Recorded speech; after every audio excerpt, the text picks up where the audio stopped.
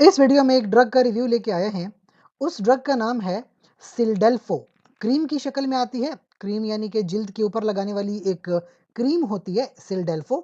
और ये इसके अंदर जो एक्टिव ड्रग है ना, एक्टिव ड्रग से मुराद वो मेडिसिन जो काम करती है, जो किसी बीमारी को ठीक करती है, उसका नाम है सिल्वर सल्फा डायाजीन। एंटीबायोटिक होती है सल्फा डायाजीन, ठीक है। एंटीबायोटिक का मुराद क्या है कि बैक्टीरिया को मारने के लिए जो मेडिसिन इस्तेमाल होती है वो सल्फा डायाजीन है। और इसके साथ है सिल्वर। तो इस बात का भी ध्यान रहे कि सिल्वर खुद बैक्टीरिया के लिए एक जहर का काम करता है। यानी सिल्वर भी बैक्टीरिया को मारता है और सल्फा डायाजीन भी बैक्टीरिया को मारता है। अब सवाल ये उठता है कि एक क्रीम है जो आपने जिल्द के ऊपर अप्लाई करनी है, तो जिल्द के ऊपर बैक्टीरिया क्यों क्यों मारना है आपने?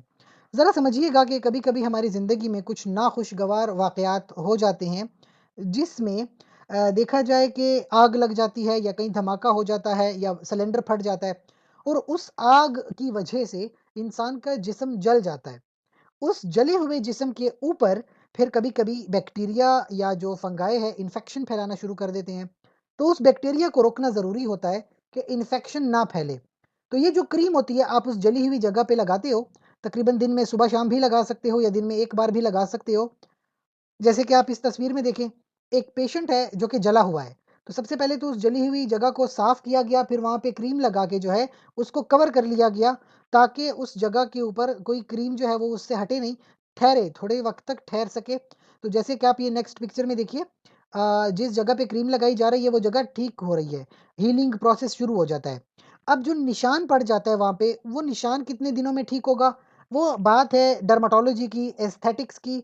लेकिन जो हमारा मकसद होता है क्रीम लगाने का, कि उस जगह के ऊपर इन्फेक्शन ना फैले, तो वो मकसद तो पूरा हो गया, इन्फेक्शन वहाँ पे नहीं फैला। लिहाज़ा इस तरह से ये जो सल्फ़ा डायाज़ीन है, सिल्फ़र सल्फ़ा डायाज़ीन ये काम करती है।